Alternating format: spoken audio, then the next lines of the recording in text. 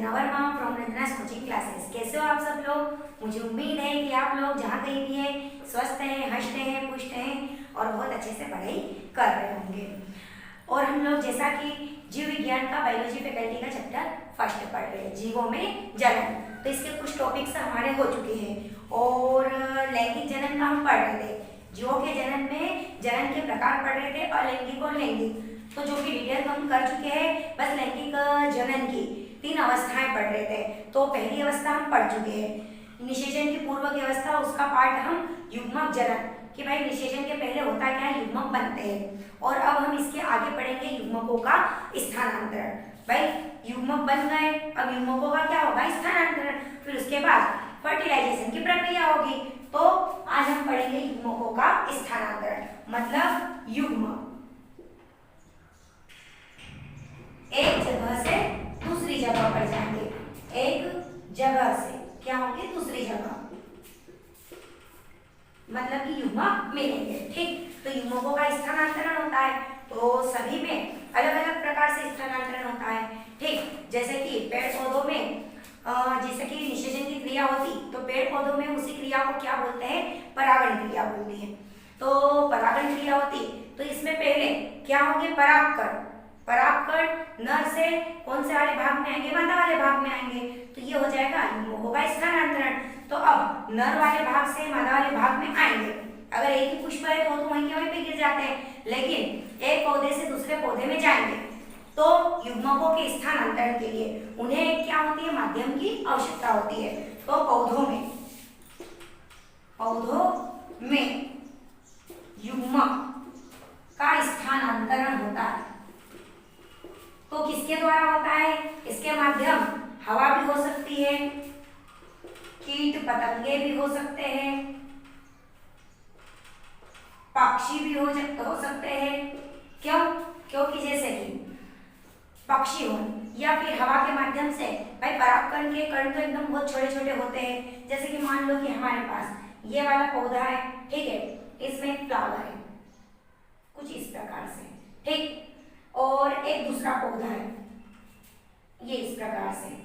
अब इसमें युग्मकों का स्थानांतरण होगा। ठीक, तो युग्मकों का स्थानांतरण कैसे होगा, इसका माध्यम हवा भी हो सकता है कि भाई ये यहाँ पर ये वाला हमारे पास पहला पौधा है जो कि नर वाला भाग है। ठीक, तो नर वाले भाग में क्या रहता है, परागकोश रहता, और परागकोश में क्या बनते हैं, परागकण बनते हैं। ठीक, अब ये परागकण दूसरे पुष्प की वर्तिकाग्र पर आने हैं। ठीक है, मान लो कि ये दूसरे पुष्प की क्या है, वर्तिकाग्र है। ये अपने पास दूसरे पुष्प की क्या है, वर्तिकाग्र। तो इसके युग्मक, परागकण मतलब कि पौधों के युग्मक, ठीक है, इसके युग्मक वर्तिकाग्र पर आएंगे तो स्थानांतरण हो रहा है। तो इनका एक माध्यम रहता है, जैसे कि इनके युग्मक बहुत छोटे छोटे होते हैं तो हवा के द्वारा भी आ जाएंगे एक पौधे से दूसरे पौधे में या एक पुष्प से दूसरे पुष्प में। ठीक, और दूसरा माध्यम क्या हो सकता है, कीट पतंगे भी हो सकते हैं कि कीट पतंगे इनके ऊपर बैठे या फिर भौरे बोल सकते हैं, वो भी परागण क्रिया करवाते हैं, फर्टिलाइजेशन करवाते हैं, पॉलिनेशन करवाते हैं। ठीक, तो जैसे कि कीट पतंगे ये वाले पुष्प पर बैठे तो इसके परागकण कीट के ऊपर चिपक गए, अब वही वाले परागकण आकर दूसरे पुष्प पे आ जाएंगे तो दूसरे पुष्प की वर्तिकाग्र पर गिर जाएंगे परागकण। तो ये होगा युग्मकों का स्थानांतरण। और फिर उसके बाद फर्टिलाइजेशन की प्रोसेस होती है। फिर तीसरा माध्यम क्या है, पक्षी। तो बहुत सारे पक्षियों के द्वारा भी होता है। ठीक, तो एक बहुत बड़ा फ्लावर रहता है, विश्व का सबसे बड़ा फ्लावर, तो उसमें पक्षी बैठता है, उसके परागकण पूरे के पूरे चिपक जाते हैं और फिर वही दूसरे पुष्प पर चला जाएगा। तो ये क्या हो रहा है, युग्मक का स्थानांतरण, और ये क्रिया क्या हो रही है, परागकण। ठीक है, तो पौधों में क्या होता है, परागकण होता है, सॉरी परागण होता है ना, परागण की क्रिया होती है जिसको हम बोलते हैं पॉलिनेशन, जिसे क्या बोलते हैं, पॉलिनेशन। ठीक, तो परागण मतलब कि परागकोश से परागकण दूसरे पुष्प की वर्तिकाग्र पर गिर रहे हैं तो ये वाली क्रिया क्या हो जाएगी, परागण। और परागण के बाद फिर क्या होगा, निषेचन। ठीक, तो ये तो होगा पौधों का। फिर उसके बाद जैसे कि निम्न वर्ग के पौधे या फिर प्राणी आते हैं, तो निम्न वर्ग में कौन आता है? शैवाल आता है, ब्रायोफाइटा आता है, टेरिडोफाइटा आता है। तो इनमें परागण का माध्यम इनमें युग्मकों के स्थानांतरण का माध्यम, इनमें जैसे कि शैवाल, ब्रायोफाइटा, टेरिडोफाइटा, तो भाई इसमें भी तो युग्मक एक जगह से दूसरे जगह जाएंगे, मतलब नर से मादा के पास में जाएंगे, तो इनमें युग्मकों का स्थानांतरण होगा। तो इनका माध्यम कौन रहेगा? इनका माध्यम क्या रहता है? जल रहता है। इनमें जल के द्वारा होता है। और ये भी ध्यान रखना कि युग्मकों का स्थानांतरण हो रहा है, युग्मक मिल रहे हैं, है ना? तो नर वाला युग्मक क्या कैसा रहता है? चल रहता है, गतिशील रहता है, इसमें गति रहती है। और जो मादा वाला युग्मक रहता है वो कैसा रहता है? अचल, स्थिर रहता है। तो परागण की क्रिया या फर्टिलाइजेशन की क्रिया प्राणियों में होगी, पौधों में तो परागण की क्रिया होती और प्राणियों में फर्टिलाइजेशन की, तो उनमें फर्टिलाइजेशन की क्रिया होती है। तो युग्मक कौन से स्थानांतरित होते हैं? नर वाले, मेल वाले युग्मक होते हैं, क्योंकि मेल वाले क्या रहते हैं? गतिशील, और मादा वाले क्या रहते हैं? स्थिर रहते हैं। ठीक, तो मादा मतलब कि फीमेल। तो इनमें क्या हो रहा है? युग्मकों का स्थानांतरण। भाई हम लैंगिक जनन पढ़ रहे थे, ठीक है? तो लैंगिक जनन की 3 अवस्थाएं हैं। एक होती है निषेचन, एक होती है निषेचन के पहले, और एक होती है निषेचन के बाद। तो निषेचन की पहली अवस्था हमने क्या पढ़ी थी? इसके अंतर्गत युग्मक जनन। क्या पढ़ा था? युग्मक जनन पढ़ा कि पहले युग्मक बनते हैं, उसको बोलते हैं युग्मक जनन। फिर उसके बाद निषेचन क्रिया होनी है, ठीक है? तो निषेचन के पूर्व की अवस्था आती है, निषेचन के पूर्व, और एक निषेचन के बाद की अवस्था रहती है। ठीक, तो निषेचन की पूर्व की अवस्था में पहली अवस्था क्या है? पहले युग्मक बनेंगे, तो उनको बोलते हैं युग्मक जनन, जो कि पूरा डिटेल कर चुके हैं। फिर उसके बाद युग्मकों का क्या हुआ? स्थानांतरण, गैमेटो ट्रांसफर, जिसको हम बोलते हैं। क्या बोलते हैं? गैमेटो ट्रांसफर, ठीक है? ट्रांसफर, ठीक है? गैमेटोजेनेसिस तो युग्मक जनन होता है, ठीक? तो युग्मकों का स्थानांतरण मतलब गैमेटो ट्रांसफर। तो युग्मक एक जगह से क्या होंगे? दूसरी जगह पर जाएंगे, ठीक? नर से किसके पास जाएंगे? मादा के पास। और नर युग्मक क्या रहते हैं? कोई सा भी प्राणी लो, जीव लो, पौधे लो, तो इनमें नर युग्मक क्या रहते हैं? गतिशील, और मादा युग्मक क्या रहते हैं? स्थिर रहते हैं, ठीक है? और इसके बाद भाई निषेचन की पूर्व की अवस्था युग्मक जनन भी होगा। और सेकेंड टॉपिक क्या है? युग्मकों का स्थानांतरण, ठीक? स्थानांतरण, तो ये वाला टॉपिक भी हो गया। अब हमारा बचा कौन सा है? निषेचन।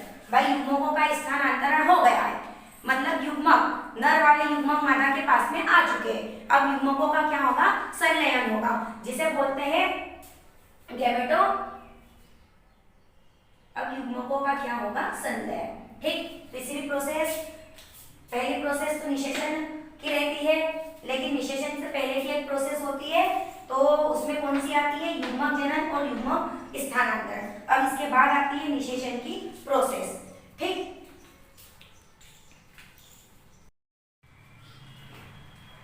तो लैंगिक जनन की 3 अवस्थाएं हैं, निषेचन के पूर्व, निषेचन और निषेचन के बाद की अवस्था।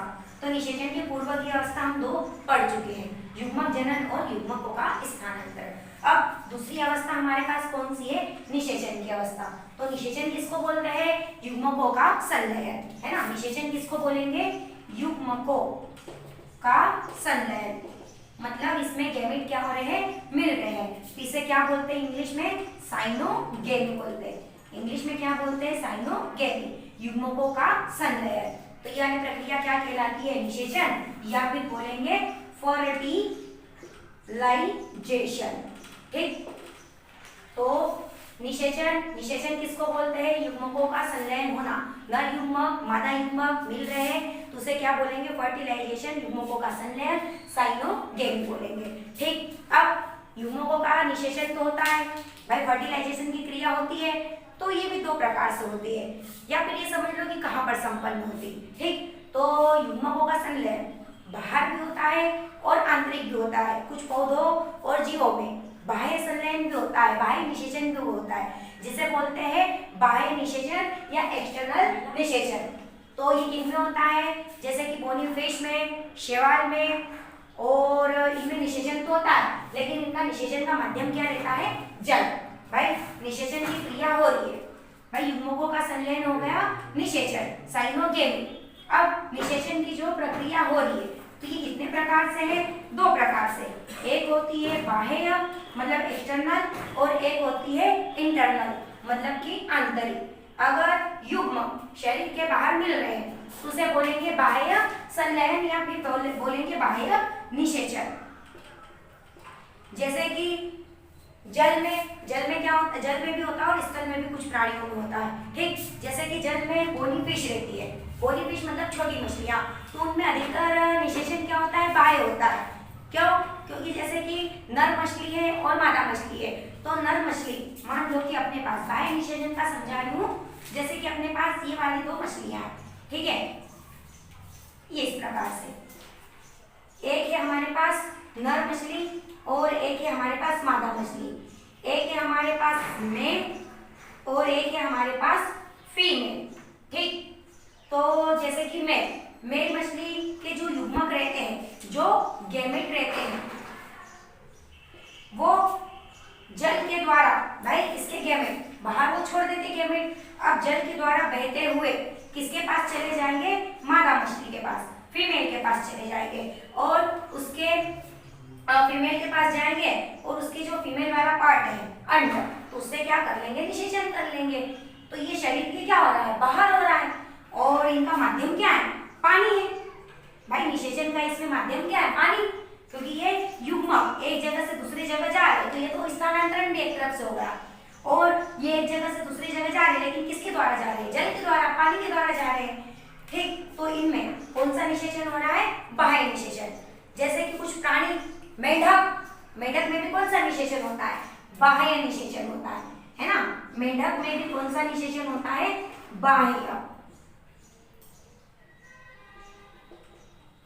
External fertilisation.